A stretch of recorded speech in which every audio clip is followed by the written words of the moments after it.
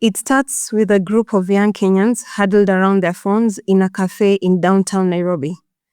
They've been talking for weeks about the rising cost of living, about a government that feels distant, and a finance bill that threatens to push a decent standard of living just a little further out of reach. Someone reads out a tweet. They think we won't fight this.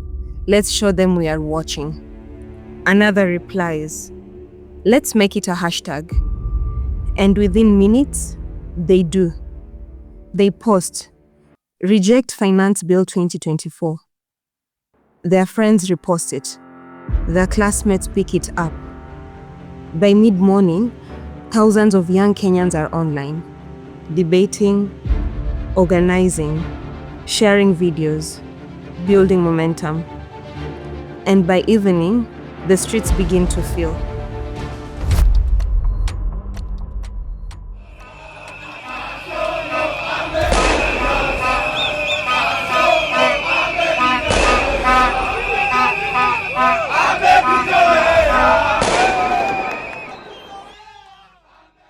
A wave of young people, students, artists, job seekers, creators, and coders pour into Nairobi's city center.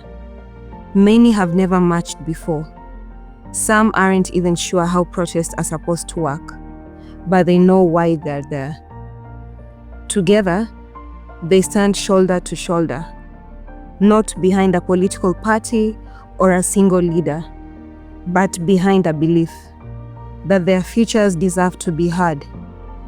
This is the new face of activism. Collective, digital, and deeply determined.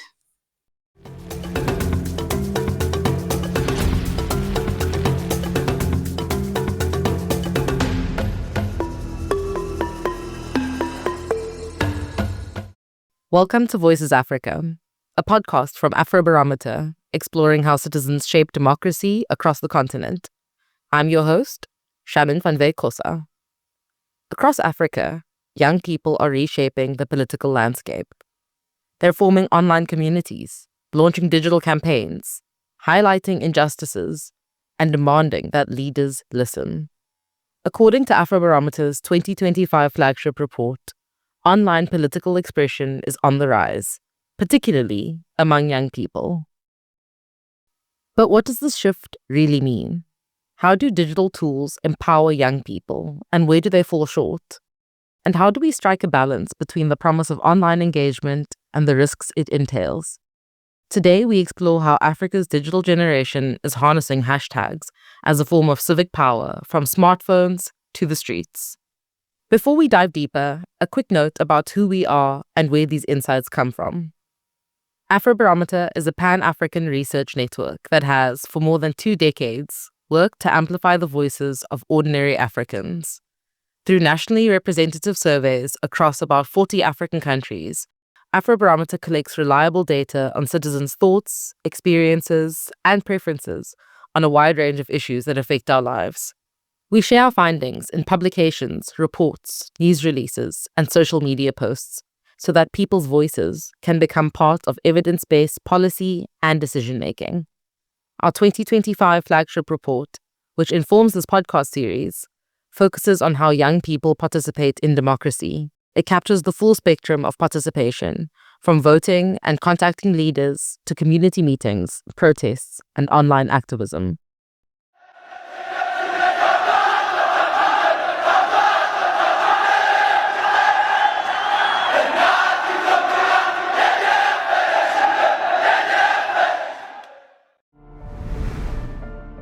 Let's go back to that day in Nairobi.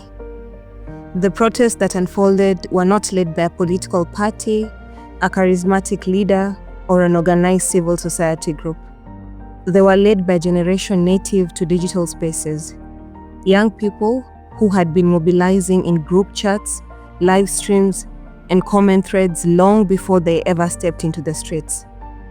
They used WhatsApp groups to coordinate routes, TikTok to share safety tips, Twitter and Instagram to broadcast real-time updates to the world. We are not going anywhere. We are rejecting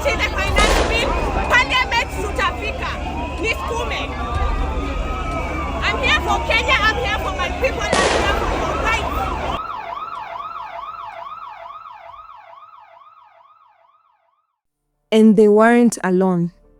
In Dakar, the Yonama movement had already shown what digitally connected activism could achieve. Their messages spread faster through smartphones than any political speech could. Their music, shared via Facebook, WhatsApp, and Bluetooth, became an anthem for a generation demanding better. From Nairobi to Dakar, Lagos to Lusaka, one pattern stands out. Young Africans are using digital tools not just to observe political life, but to transform it. But digital activism is not without its shadows. Misinformation, surveillance, and online harassment create new risks for this generation. Still, the momentum continues. Digital activism isn't just about technology. It's about visibility. It lets young people bypass traditional gatekeepers. It allows them to build community. It lets them dream publicly. Joining us on the Voices Africa podcast is Farida Bemba Nabourema, a passionate human rights advocate from Togo. She founded the Togolese Civil League to advance democracy, and at just 20, she led the Fall Must Go movement, challenging dictatorship. Farida has been a Jennings-Randolph Senior Research Fellow at the United States Institute of Peace, focusing on repression against women in African nonviolent movements.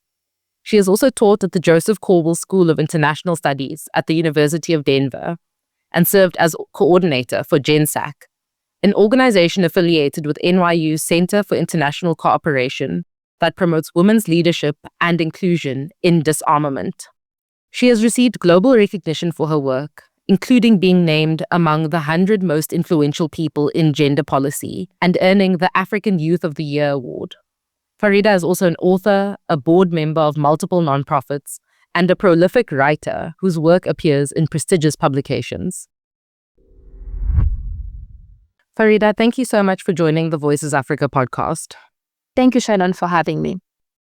Farida, I want to start off and ask you how young Africans are redefining participation through social media.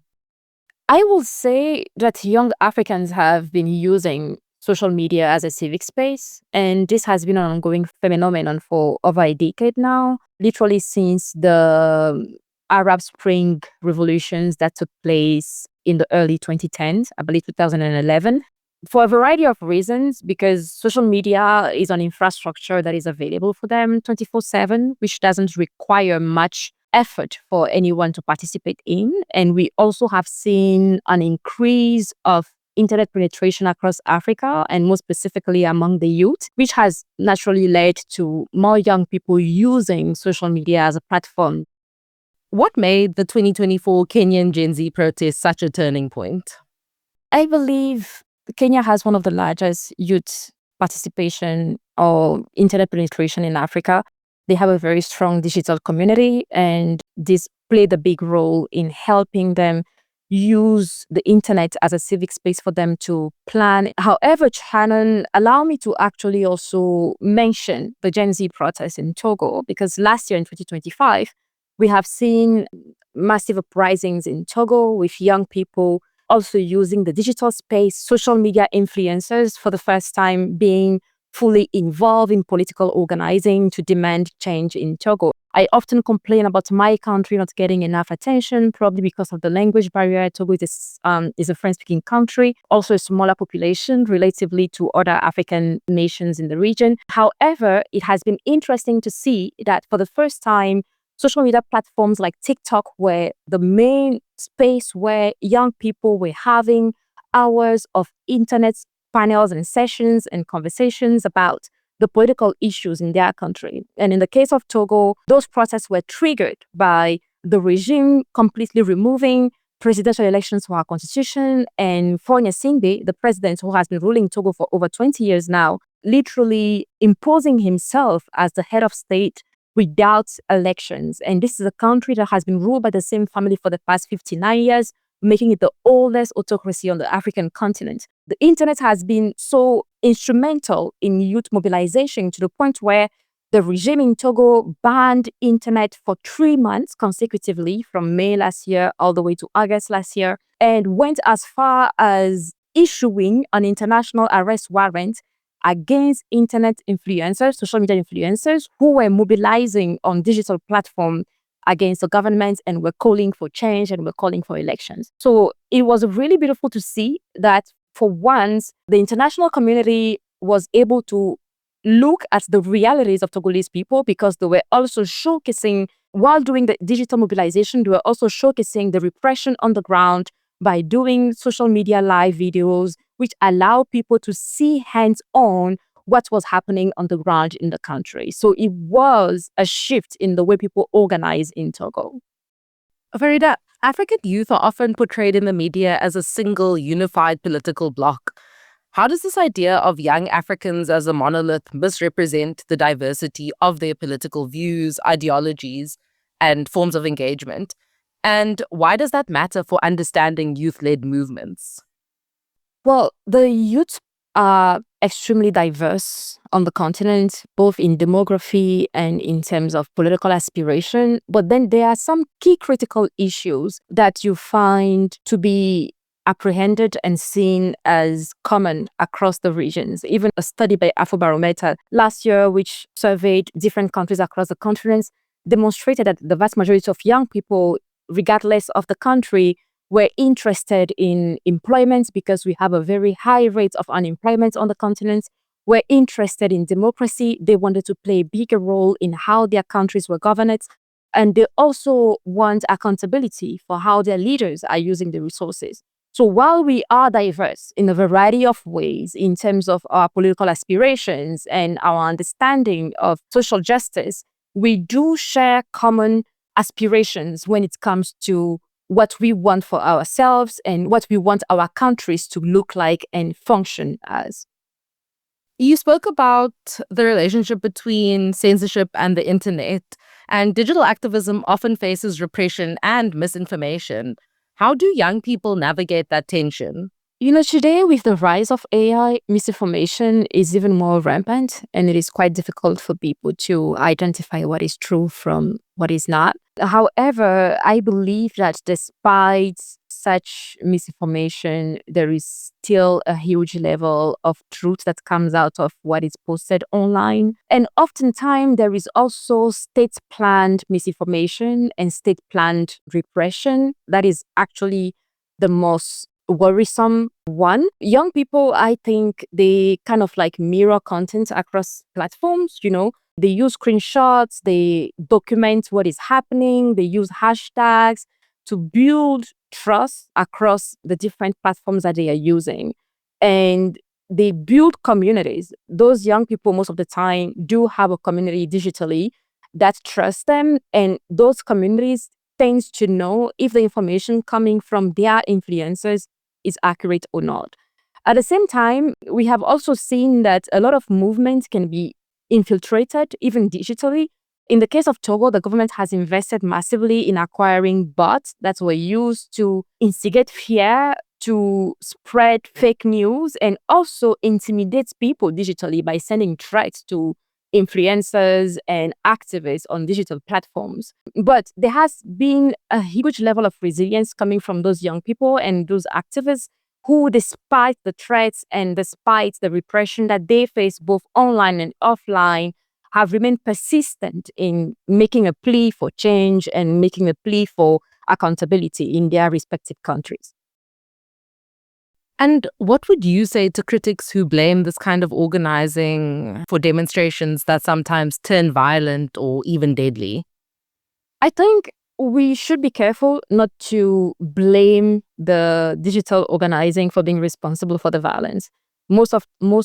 Oftentimes, in the vast majority of cases, the violence often comes from the state actors. It is the police, it is the security forces that unleash an unprecedented level of violence on protesters, on young people, leading to many getting killed, and sometimes also leading to those young people sometimes having to defend themselves by creating barricades to protect themselves from the security forces. So we need to not fall into the trap of propagating the misconceptions that the state actors responsible for such violence try to disseminate across different platforms by giving the impression that it is the young people organizing digitally that are calling for violence, when in reality, those young people are only calling for change and are calling for accountability from their leadership. We also need to understand that people organizing for justice and freedom are not the authors of state violence, and governments often weaponize the law and the language to erase the original grievances of the people. But movements still have an accountability duty to some extent. They can set the norms, they can train their members, they can name and shame provocateurs and also people who infiltrate them on purpose to instigate violence so that the regime can have an excuse to unleash further violence at protesters. What is the relationship between online outrage and sustained offline change? Well, online outrage always starts from offline actions. It is usually the continuity of people's frustration with how they are governed, with how things are run in the country that we see online.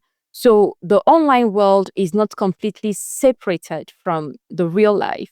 When the young people come online, they are voicing their frustrations, unemployment, lack of civic space, state repression, corruption, and many other issues that they face on a daily basis. So their grievances are real, their problems, their troubles are real. They are just using the digital infrastructure to echo their frustrations.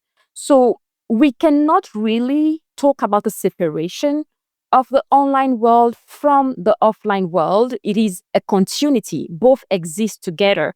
There is this intrinsic connection between the two, and we cannot divide them.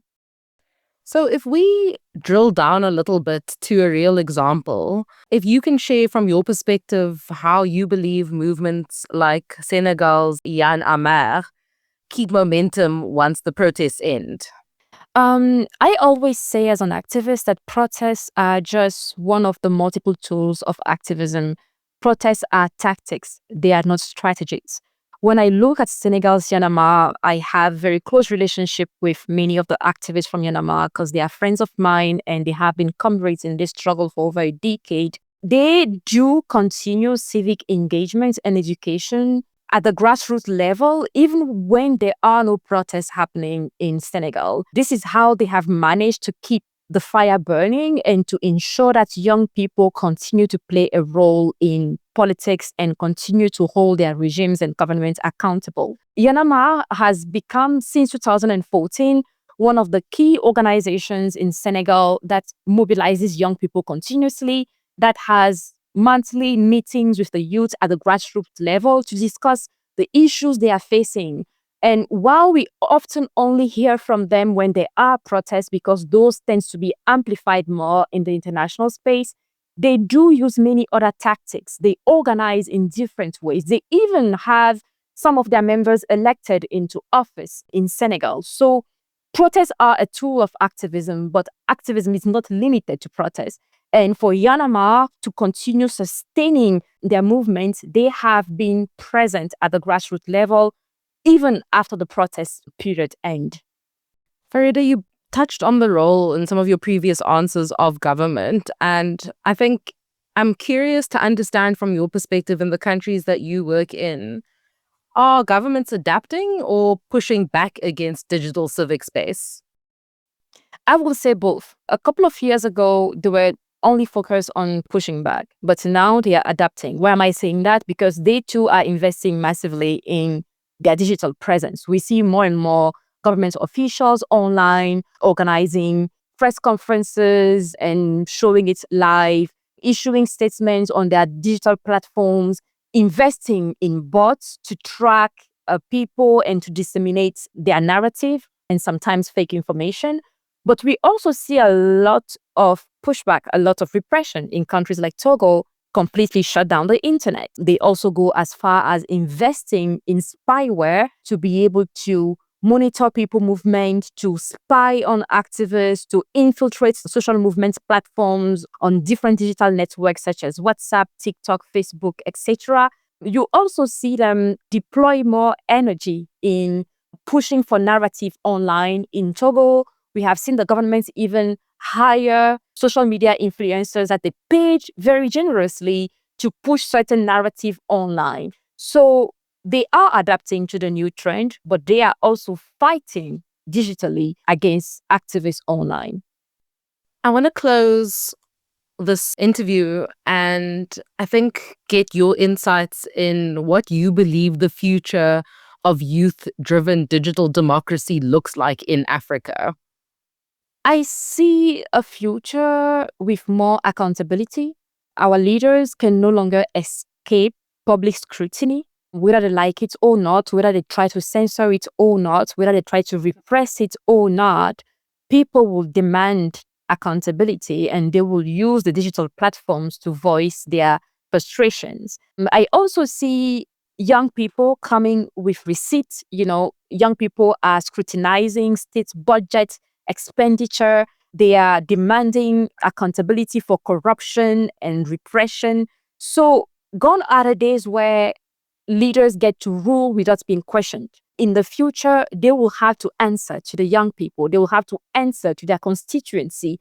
And I do see performance politics slowing down and us witnessing a shift that is going to lead to democracy becoming less performative and less ceremonial and becoming more audited and more scrutinized by the people. When we think of activism, we often picture mass rallies or community meetings. But today's digital generation is expanding that picture. A smartphone can be a megaphone, a hashtag can be a gathering place, a live stream can be a form of accountability. But what makes this movement powerful isn't the technology, it's the courage behind it. From Nairobi to Dakar, young Africans are using digital tools not to escape politics, but to enter it boldly, creatively, and unapologetically. They're proving that democracy doesn't only belong to institutions, it belongs to people, especially those who are willing to reimagine it. I'm Shannon van Wyk Kosa, and this is Voices Africa, a podcast from Afrobarometer. Join us next time as we explore why, despite progress, women's participation in politics still lags, and the powerful movements working to close the gap. You can read Afrobarometer's 2025 flagship report on citizen engagement at afrobarometer.org.